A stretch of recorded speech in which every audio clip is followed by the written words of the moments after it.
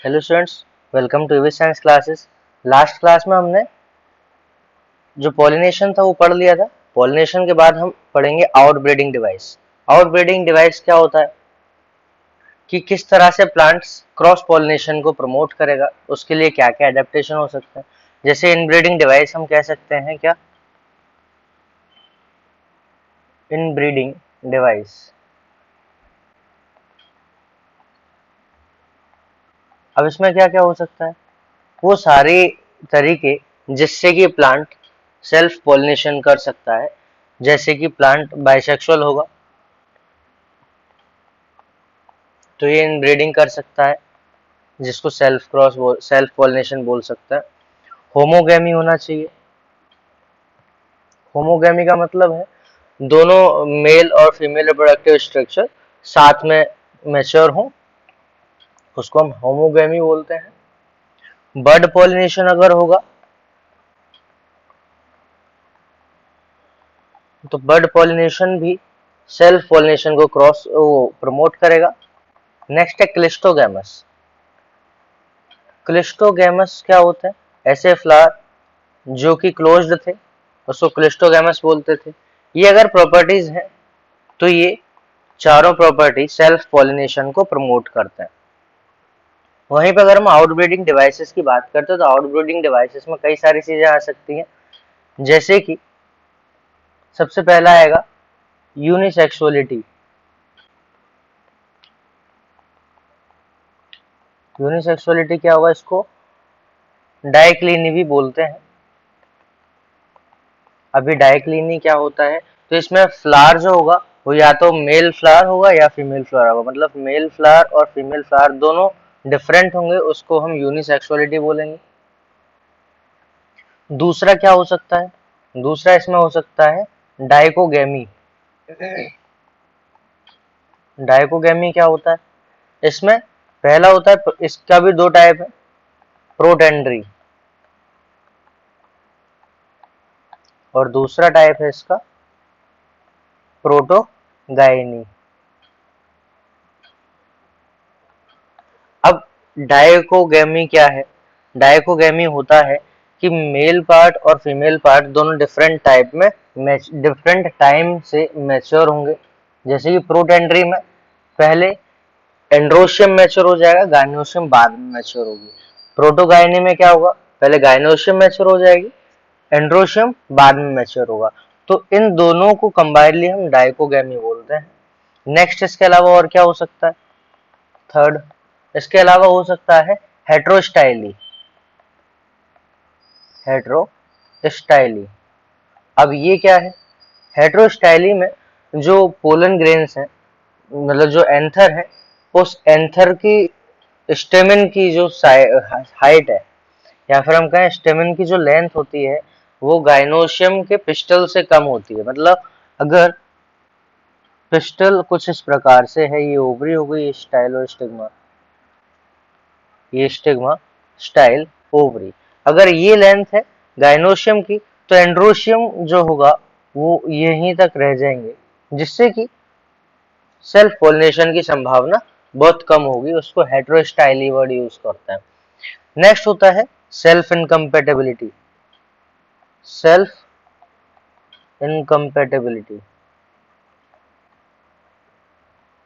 अब ये क्या है, सेल्फ इनकम्पेटेबिलिटी में जो पोलन ग्रेन खुद के प्लांट का पोलन ग्रेन होता है, उसको रिजेक्ट कर दिया जाता है पोलन पिस्टल इंटरेक्शन के द्वारा, इसको हम बोलते हैं सेल्फ इनकम्पेटेबिलिटी। तो ये कुछ टाइप्स हैं जिसके द्वारा क्रॉस पॉलिनेशन को प्रमोट किया जाएगा और सेल्फ पॉलिनेशन से प्लांट बचता है। तो ये कुछ तरीके हो गए, उसी को हम आउटब्रीडिंग डिवाइस में पढ़ेंगे। जैसे majority of flowering plant produce hermaphrodite. Hermaphrodite मतलब बाइसेक्सुअल फ्लावर की बात कर रहे हैं। And pollen grains are likely to come in contact with the stigma. Same flower होगा, बाइसेक्सुअल होगा, तो वहां पे सेल्फ पॉलिनेशन इजीली हो जाएगा। Continued self pollination result in inbreeding depression. अभी इनब्रीडिंग डिप्रेशन क्या होता है कि बार बार अगर सेल्फ पॉलिनेशन होता रहेगा तो जो रेसेसिव डिसऑर्डर के करेक्टर्स थे उनके एक्सप्रेस होने की संभावना ज्यादा हो जाएगी, क्योंकि जो रेसेसिव डिजीज होती हैं जो मेंडेलियन रेसेसिव डिसऑर्डर होते हैं वो होमोजाइगस कंडीशन में एक्सप्रेस हो जाते हैं, और होमोजाइगोसिटी आने की संभावना सेल्फ पॉलिनेशन में बहुत ज्यादा होती है। और क्या हो सकता है? Flowering plant have developed many devices to discourage self pollination. जो प्लांट्स थे उसने सेल्फ पॉलिनेशन से बचने के लिए कई सारे डिवाइसेस को डेवलप किया है। In some species pollen release and stigma receptivity are not synchronised. मतलब जिस टाइम पे पोलन रिलीज हो रहा है और उसी टाइम पे स्टिग्मा रिसेप्टिविटी बनी रहे, ऐसा अगर डिफरेंट कर दिया जाए तो उसको हम सिंक्रोनाइज्ड नहीं मानेंगे, जिसको हमने पढ़ा था डायकोगेमी के नाम से।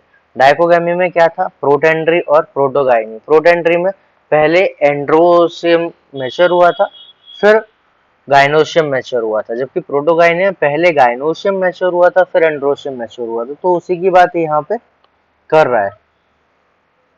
तो रिसेप्टिविटी क्या हुआ? Pollen release and stigma receptivity are not synchronised, वो सिंक्रोनाइज्ड नहीं रहेंगे। और क्या हो सकता है?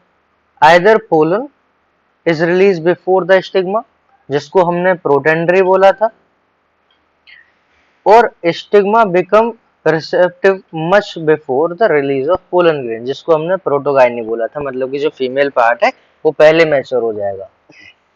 इन सम अदर स्पीसीज, कुछ स्पीसीज में और क्या होता है? Anther and stigma are placed at different position. जैसे हेटेरोस्टाइली हमने पढ़ा था, डिफरेंट पोजीशन पे होंगे, उससे क्या होगा? Pollen can not come in contact with the stigma, pollen grain stigma के कांटेक्ट में नहीं आएगा। इससे भी सेल्फ पॉलिनेशन से बचा जा सकता है। Both the device prevent the autogamy. Autogamy को ये सिर्फ रोकते हैं। ऑटोगेमी क्या था? फ्लावर सेम होगा, उसको हम ऑटोगेमी बोलते थे। तो ये सिर्फ ऑटोगेमी को प्रिवेंट करते हैं। अब थर्ड डिवाइस क्या है? The third device to prevent the inbreeding is self incompatibility. Self incompatibility में क्या पढ़ा था? सेल्फ इनकम्पेटेबिलिटी में होता है कि वो अपने ही पोलन ग्रेन को रिजेक्ट कर देती है। This is a genetic mechanism. जो सेल्फ इनकम्पेटेबिलिटी है ये एक जेनेटिक मैकेनिज्म है। अब इस जेनेटिक मैकेनिज्म में क्या होगा? प्रिवेंट सेल्फ पोलन, खुद के फ्लावर का या खुद के प्लांट के पोलन ग्रेन को ये रिजेक्ट कर देती है। अब from fertilisation ovule by inhibiting the pollen germination और pollen tube growth in the pistol.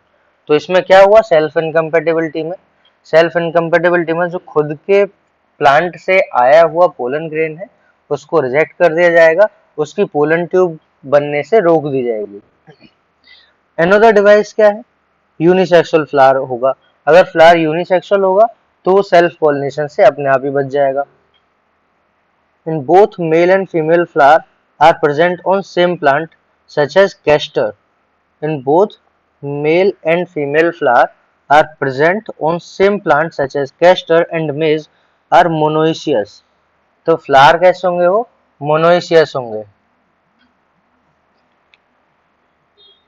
It prevent the autogamy but not geitonogamy. मतलब अगर एक ही प्लांट पे मेल फ्लावर भी प्रेजेंट है और फीमेल फ्लावर भी प्रेजेंट है तो ये ऑटोगेमी को प्रिवेंट कर सकते हैं। ऑटोगेमी नहीं होगी लेकिन जिटनोगेमी पॉसिबल है। जिटनोगेमी था जिसमें एक फ्लावर दूसरे फ्लावर पे जा सकता था सेम प्लांट होने पे। तो ऑटोगेमी रोकेगा, जिटनोगेमी नहीं रोकेगा। इसमें प्लांट मोनोइसियस है लेकिन फ्लावर कैसा है? डायोसियस है। फ्लावर जो है वो यूनिसेक्सुअल है। अब in several species such as papaya, male and female flower are present on different plant. जैसे कि पपाया है, पपाया में मेल और फीमेल प्लांट डिफरेंट, मेल और फीमेल फ्लावर डिफरेंट प्लांट पे प्रेजेंट होंगे। तो इसमें सिर्फ जो क्रॉस पॉलिनेशन था जिसको हम जेनोगेमी के नाम से जानते थे वही यहाँ पे पॉसिबल हो पाएगा। अब in different plant that is each plant is either male और फीमेल, जिसको डायोसियस कंडीशन हम बोलते हैं। This condition prevent the both autogamy and geitonogamy. जबकि मोनोइसियस प्लांट में ऑटोगैमी प्रिवेंट हुआ था लेकिन जेटोनोगैमी फिर भी हो रहा था। यहाँ पे ऑटोगैमी और जेटोनोगैमी दोनों को ही प्रिवेंट किया जाएगा। नेक्स्ट हम बात करते हैं पोलन पिस्टल इंटरेक्शन की। पोलन पिस्टल इंटरेक्शन में क्या होगा? Pollination does not guarantee the transfer of right type of pollen grain. ऐसा जरूरी नहीं है, ऐसी कोई फिक्स गारंटी नहीं है कि पोलन ट्यूब जो पोलन ग्रेन जा रहा है स्टिग्मा के ऊपर वो एकदम करेक्ट टाइप का होगा। तो उसको पता लगाने के लिए यहाँ पे पोलन पिस्टल इंटरेक्शन हुआ करता है। पोलन पिस्टल इंटरेक्शन में क्या क्या होगा? कंपेटेबल पोलन और of the same species as the stigma. जैसा जिस स्पीसीज की स्टिग्मा है उसी स्पीसीज का पोलन ग्रेन भी होना चाहिए, कंपेटेबल होना चाहिए, तभी उसको पता लगाने के लिए पोलन पिस्टल इंटरेक्शन का यूज किया जाता है। Often pollen of wrong type either from the other species और फ्रॉम द सेम प्लांट, जिसको सेल्फ इनकम्पेटेबल बोला था, also land on a stigma. कहने का मतलब है अगर प्लांट के पास सेल्फ इनकम्पेटेबिलिटी की प्रॉपर्टी है तो अगर जो पोलन ग्रेन है वो खुद के ही फ्लावर का है, अगर पोलन ग्रेन जो आया है वो खुद के ही फ्लावर का आया है या फिर किसी अदर स्पीसीज का आया है, तो इन दोनों को ही प्रिवेंट किया जाएगा by recognition by the help of pollen pistil interaction. किस तरह से करेंगे? The pistil has ability to recognise the pollen grain. Pistil के पास पोलन ग्रेन को रिकॉग्नाइज करने की एक एबिलिटी होती है, whether it is of right type, ये सही टाइप का है या नहीं, और रॉन्ग टाइप। अगर राइट टाइप का है तो वो कंपेटेबल कहलाएगा और रॉन्ग टाइप का है तो उसको हम इनकम्पेटेबल बोलते हैं। If it is right type तो पोलन पिस्टल इंटरेक्शन की मदद से इसको एक्सेप्ट कर लिया जाएगा, और अगर ये रॉन्ग टाइप का है तो उसको रिजेक्ट कर दिया जाएगा। यहाँ पे हम देख पा रहे हैं ये जो दिखाई दे रहे हैं ये पोलन ग्रेन्स है, और इसमें ये जो दिख रही है जैसे ये पोलन ग्रेन है तो ये जो दिख रही है पोलन ट्यूब है, तो ये बहुत सारी जर्मिनेटिंग पोलन ट्यूब दिखाई दे रही है। ये बहुत सारे पोलन ग्रेन्स जा रहे हैं और ये पोलन ट्यूब जर्मिनेट होती हुई दिख रही है। तो ये सारी पोलन ट्यूब है और ये पोलन ग्रेन्स जर्मिनेट दिख रहे हैं, और ये जो दिख रही है सारी पोलन ट्यूब मूव करती हुई दिखाई दे रही है। ये एक डायग्राम दिख रहा है, इस डायग्राम में हमें ये पोलन ग्रेन और पोलन ट्यूब जर्मिनेट होती हुई दिख रही है। मतलब कि एक बार में एक से ज्यादा पोलन जर्मिनेट कर सकता है। जब एक बार में एक से ज्यादा पोलन ग्रेन जर्मिनेट कर सकता है तो एक पोलन ट्यूब जाएगी जो कि इसको ओव्यूल में जाके फर्टिलाइजेशन करती है। अब किसके द्वारा जाएगी? तो ये जाएगी पोलन पिस्टल इंटरेक्शन के द्वारा। अब यहाँ पे क्या क्या स्ट्रक्चर देखने को मिलेंगी वो हम आगे देखते हैं। यहाँ पे क्या क्या हुआ था, इसमें अगर इसको एक्सेप्ट कर लिया तो यहाँ पे पोलन ट्यूब बन जाएगी, और पोलन ट्यूब बनने के बाद यहाँ पे फर्टिलाइजेशन होगा। If pollen grain is of wrong type, अगर गलत टाइप का पोलन ग्रेन होगा तो पोलन पिस्टल इसको रिजेक्ट कर देगी और उसके जर्मिनेशन को प्रिवेंट कर देगी। फिर the ability of pistil to recognise the pollen followed by its acceptance or rejection is the result of continuous dialogue between the pollen grain and the pistil। अब जो भी एक्सेप्टेंस और रिजेक्शन का जो प्रोसेस है वो एक कंटिन्यूस डायलॉग के माध्यम से होता है। अब ये कंटिन्यूस डायलॉग किसके बीच में हो रहा है? पोलन ग्रेन और पिस्टल के बीच में हो रहा है। अब पोलन ग्रेन और पिस्टल के बीच में केमिकल्स की मदद से कंटिन्यूस डायलॉग हो रहे हैं। अब केमिकल्स की मदद से हो रहे हैं तो इसको हम pollen pistil interaction word use करते हैं। It is only in recent year that botanists have been able to identify some of the pollen grain and pistil components, the interaction leading to the recognition of followed by the acceptance or rejection। जो भी chemicals की मदद से interaction हुआ pollen और pistol के बीच में, उसकी मदद से ही यहाँ पे एक्सेप्टेंस और रिजेक्शन जैसी चीजें देखने को मिलती हैं। अब आगे क्या होगा इसमें? जो पोलन ट्यूब बनेगी अगर उसको वो कंपेटेबल है, following compatible pollination, the pollen grain germinates on the stigma. Pollen grain stigma पे जर्मिनेट होगा जर्मिनेट होने के बाद वो पोलन ट्यूब प्रोड्यूस करेगा, और पोलन ट्यूब कहाँ जाएगी? Pollen tube through one of the germ pore. Pollen tube कहाँ से रिलीज होगी? जर्म पोर से। हमने पढ़ा था जो इंटाइन थी वो इंटाइन ही पोलन ट्यूब बनाती थी। इसके ऊपर एक्साइन हमें देखने को मिलती थी, और एक्साइन कैसी होती थी? वो टफेस्ट और रेजिस्टेंट ऑर्गेनिक मैटर से बनी हुई थी। अब किसी भी जर्म पोर के द्वारा ये पोलन ट्यूब बनेगी, मतलब पोलन ट्यूब बाहर आएगी, इंटाइन से बनेगी, और पोलन ट्यूब किसके द्वारा बाहर आ रही है? जर्म पोर के द्वारा। और ये जर्म पोर के द्वारा कुछ इस प्रकार से पोलन ट्यूब बाहर आएगी। हमने एक पढ़ी थी वेजिटेटिव सेल। जो वेजिटेटिव सेल का न्यूक्लियस था, वो वेजिटेटिव सेल का दूसरा नाम ट्यूब सेल भी होता है, तो उसका न्यूक्लियस ट्यूब न्यूक्लियस कहलाएगा, जो कि यहाँ पे प्रेजेंट होगा। और इसमें जो जनरेटिव सेल डिवाइड करके दो मेल गैमीट बनाए थे, वो मेल गैमीट इसके पीछे ही होंगे। तो आगे कौन चलेगा? ट्यूब न्यूक्लियस आगे चलेगा, और पीछे पीछे इसके जो मेल गैमीट्स हैं, जो जनरेटिव सेल थे एक्चुअल में, वो चलेंगे। तो इस तरह से पोलन ट्यूब जर्मिनेट होके मूव करती है। The content of the pollen grain move into the pollen tube. जो कंटेंट था पोलन ग्रेन का, वो पोलन ट्यूब में मूव करेगा। क्या क्या कंटेंट था? मेनली इसमें दो मेल गैमीट थे, जिसको हम जनरेटिव सेल के नाम से जानते हैं। तो ये दोनों जो थी, ये जनरेटिव सेल थे, आगे जा रहे हैं। Pollen tube grows through the tissue of stigma. Pollen tube stigma के टिश्यू में ग्रो करेगी। किसकी मदद से ग्रो करेगी और कहाँ जाएगी?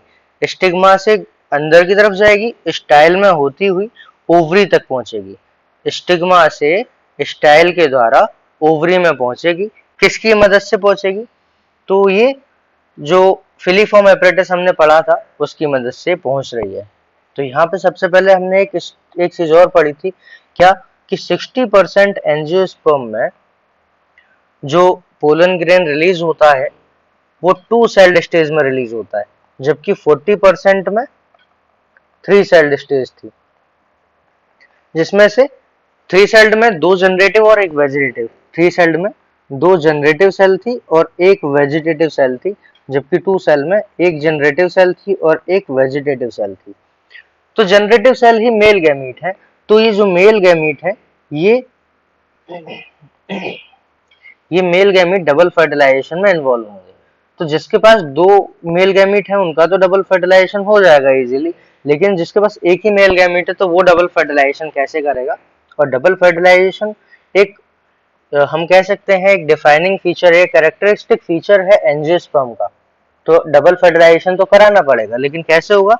तो जैसे ही पोलन ट्यूब जर्मिनेट होगी, ये जो 60% एंजियोस्पर्म है, उसमें क्या होगा कि जैसे ही पोलन ट्यूब जर्मिनेट होगी, ये जो मेल गैमीट है तुरंत डिवाइड कर जाएगा। अगर एक मेल गैमीट है तो वो 2 में तुरंत डिवाइड कर जाएगा by the mitosis during the germination of pollen tube. Next, you would recall that some plant pollen grain are shed off at 2 celled stage। कितने में? 60% एंजियोस्पर्म में 2 celled stage में, जिसमें कि एक वेजिटेटिव और एक जनरेटिव सेल थी। In such plants generative cell divide and forms 2 male gamete. Generative cell 2 male gamete बना लेगी तुरंत डिवाइड होकर during the growth of pollen tube in stigma. Stigma में जैसे ही पोलन ट्यूब की ग्रोथ होगी, तुरंत उसमें डिवीजन हो जाएगा, और वो भी कैसा हो जाएगा? वो भी 3 celled condition except 3 celled condition में आ जाएगा। Pollen tube carry 2 male gametes. Pollen tube 2 male gamete इस तरह से कैरी करेगा। From beginning pollen tube after reaching the ovary, जैसे वो ओवरी के पास पहुंचेगा, enters the ovule through the micropyle. Micropyle हमने पढ़ा था यहाँ पे, ये एक एंट्री पॉइंट जो था जहाँ पे एग एपरेटस होता है, उसको माइक्रोपाइल बोलते हैं। तो माइक्रोपाइल में कुछ इस तरह से पोलन ट्यूब एंटर हो रही है। ये पोलन ट्यूब है। अब ये पोलन ट्यूब जो एंटर हो रही है, तो उसमें वेजिटेटिव न्यूक्लियस जो होता है, ट्यूब न्यूक्लियस, वो दिखाई दे रहा है, और मेल गैमीट दिखाई दे रहे हैं। अब ये कहाँ जाएगी?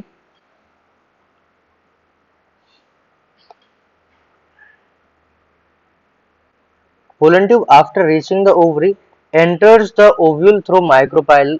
माइक्रोपाइल के द्वारा ओवरी में एंटर करेगा, then enters one of the synergid through the filiform apparatus. और सिनर्जिड, किसी भी सिनर्जिड में फिलीफॉर्म एपरेटस के द्वारा एंटर कर जाएगा।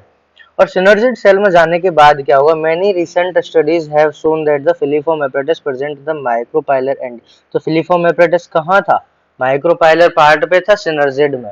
अब सिनर्जिड में माइक्रोपाइलर पार्ट पे जो था वो गाइड कर रहा है पोलन ट्यूब की एंट्री को, और पोलन ट्यूब की एंट्री को जब गाइड करेगा तो उसमें क्या क्या इवेंट होंगे, event from the pollen deposition on the stigma until pollen tube enters the ovule। Pollen tube कहाँ तक गया, ओव्यूल के अंदर एंटर करेगा, refer to as the pollen pistil interaction. कहाँ से कहाँ तक, पोलन ट्यूब, पोलन ग्रेन का जर्मिनेशन, और पोलन ग्रेन के जर्मिनेशन से पोलन ट्यूब की एंट्री तक, ओव्यूल में पोलन ट्यूब की एंट्री तक जो कंटिन्यूअस प्रोसेस है उसको हम पोलन पिस्टल इंटरेक्शन बोलेंगे। तो जर्मिनेशन ऑफ पोलन ट्यूब और entry of pollen tube in ovule, इसको हम पोलन पिस्टल इंटरेक्शन बोलते हैं। अब ये जो पोलन पिस्टल इंटरेक्शन है ये एक डायनेमिक प्रोसेस है। पोलन पिस्टल इंटरेक्शन एक डायनेमिक प्रोसेस है। क्यों, क्योंकि इसमें पोलन रिकॉग्निशन हो रहा है। पोलन रिकॉग्निशन में क्या क्या हो सकता है, इनहिबिशन भी हो सकता है, और मतलब रिजेक्शन भी हो सकता है, और एक्सेप्टेंस भी हो सकता है। तो प्रमोशन और इनहिबिशन यहाँ पे देखने को मिलेगा पोलन ग्रेन का, तो इसीलिए इसको डायनेमिक प्रोसेस कहा गया है। तो pollen pistil interaction is a dynamic process. Knowledge gained in this area would help the plant breeders. अब इस एरिया में जितनी नॉलेज होगी वो तो प्लांट ब्रीडर्स के लिए हेल्पफुल रहेगी in manipulating the pollen pistil interaction, जिसकी मदद से पोलन पिस्टल इंटरेक्शन को मैनिपुलेट कर सकते हैं। किसमें, जो इनकम्पेटेबल पॉलिनेशन होते हैं उसमें भी वो डिजायर्ड हाइब्रिड बना सकते हैं।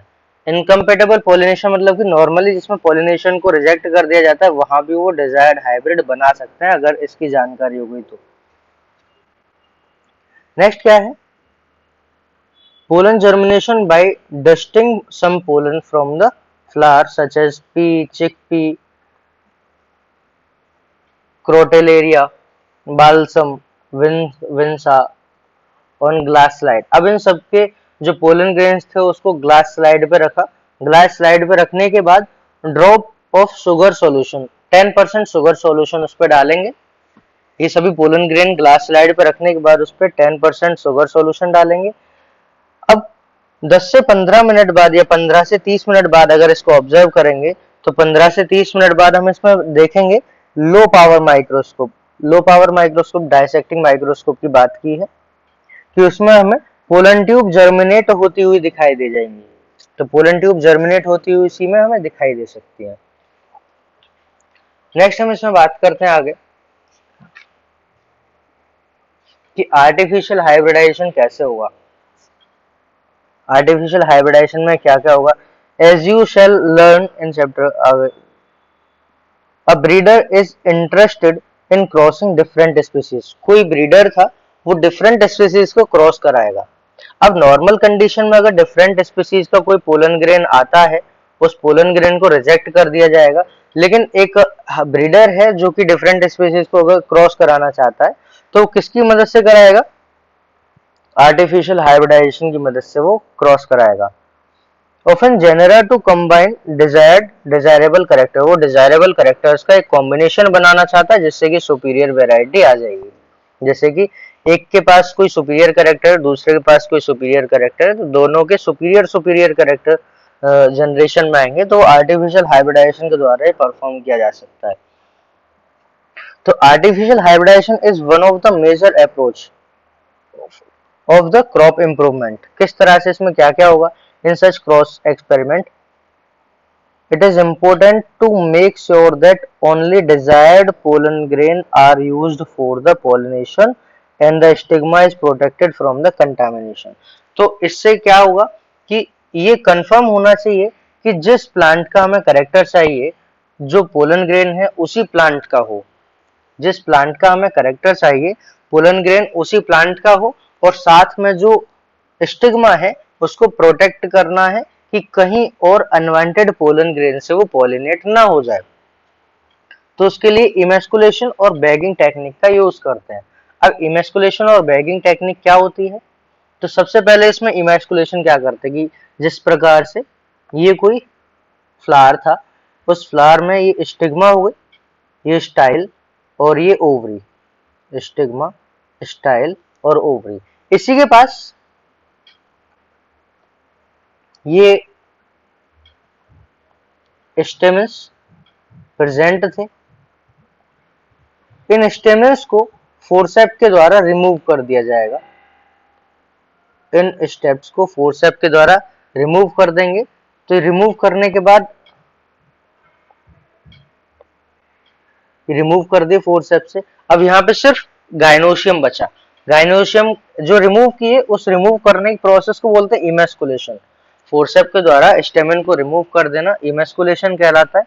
अब इसको हम कवर कर देंगे। इसको जब कवर कर देंगे तो अब इस प्रोसेस को हम बोलते हैं बैगिंग, जिससे कि कोई कंटामिनेशन, मतलब कि कोई बाहर से पोलन ग्रेन इसको आके फर्टिलाइज ना, पॉलिनेट ना कर दे। तो इसको हमने कवर कर दिया, जिसको हम बैगिंग बोल रहे हैं। तो इमेस्कुलेशन हुआ, फिर बैगिंग हुआ। अब क्या क्या हुआ इसमें, इसको देखते हैं। इमेस्कुलेटेड फ्लावर, जिसमें से कि हमने स्टेमन्स को रिमूव कर दिया था। Emasculated flower have to be covered with a bag suitable size. Suitable size के बैग के द्वारा इसको कवर कर देंगे, मतलब पेपर का बैग होगा, बटर पेपर का बना हुआ होगा। वो क्या करेगा, प्रिवेंट द कंटामिनेशन, मतलब कि कोई अदर पोलन ग्रेन ना आ जाए तो उसको रोकेगा, अनवांटेड पोलन को। This is the process called bagging. इस प्रोसेस को हम बैगिंग बोलते हैं। When the stigma is bagged, flower attains receptivity. Stigma को बैग कर दिया था, कवर कर दिया था, और अब स्टिग्मा की रिसेप्टिविटी बढ़ गई। जब स्टिग्मा रिसेप्टिविटी तक पहुंच गई तो उसमें मैच्योर पोलन ग्रेन को कलेक्ट करेंगे, और मैच्योर पोलन ग्रेन को कलेक्ट करने के बाद एंथर के द्वारा ही उसको डाल देंगे, उसके ऊपर डस्ट कर देंगे। और डस्ट करने के बाद स्टिग्मा के ऊपर पोलन ग्रेन आ जाएंगे, और स्टिग्मा के ऊपर पोलन ग्रेन आने के बाद उसको रीबैक कर देंगे। अब रीबैक की क्यों जरूरत पड़ी, कि अगर यहाँ पे स्टिग्मा पे हमने नॉर्मल पोलन ग्रेन्स डाल दी जिसको जो कि डिजायर थे, और यहाँ से ही जो वो था बैग, इस बैग को अगर यहाँ से हटाएंगे तो अब इस पे जो डिजायरेबल डाल दी, डिजायरेबल के साथ साथ अगर हम इसकी रीबैगिंग नहीं करेंगे तो संभावना है कि इस पे अनडिजायरेबल पोलन ग्रेन भी आ जाए। और अनडिजायरेबल पोलन ग्रेन अगर आ गए तो ये भी हो सकता है कि जो अनडिजायरेबल पोलन ग्रेन है वही जर्मिनेट कर जाए। तो उससे बचने के लिए हम इसको रीबैगिंग कर देते हैं। रीबैगिंग करने के लिए हम इसको पोलिनेट करा के फिर से इसके ऊपर कवर ही लगा देंगे। तो इस तरह से अब इसमें जो अनडिजायरेबल पोलन ग्रेन है उनकी आने की संभावना भी खत्म हो जाएगी। नेक्स्ट क्या है, पॉलिनेशन हुआ, रीबैक कर दिया उसको। रीबैक कराने के बाद फ्रूट अलाउ टू डेवलप, अब उसमें फ्रूट को डेवलप होने दिया जाएगा। If the female parent produce unisexual flower, अगर female parent unisexual flower produce करती है, there is no need for emasculation, अगर फ्लावर यूनिसेक्सुअल ही है तो उसमें इमेस्कुलेशन की जरूरत नहीं पड़ेगी। Female flower bud are bagged before the flower open, जैसे ही जब फ्लावर ओपन हो उससे पहले ही फीमेल फ्लावर को बैग कर दिया जाएगा, मतलब कवर कर दिया जाएगा, जिससे कि वो अनवांटेड पोलन ग्रेन के द्वारा पॉलिनेट ना हो जाए। When the stigma become receptive, pollination is carried out using the desired pollen and the flower rebagged. जब स्टिग्मा की रिसेप्टिविटी बढ़ जाएगी तो उसको डिजायर्ड पोलन ग्रेन के द्वारा पॉलिनेट करा दिया जाएगा। नेक्स्ट टॉपिक हम डबल फर्टिलाइजेशन पढ़ेंगे। Thank you.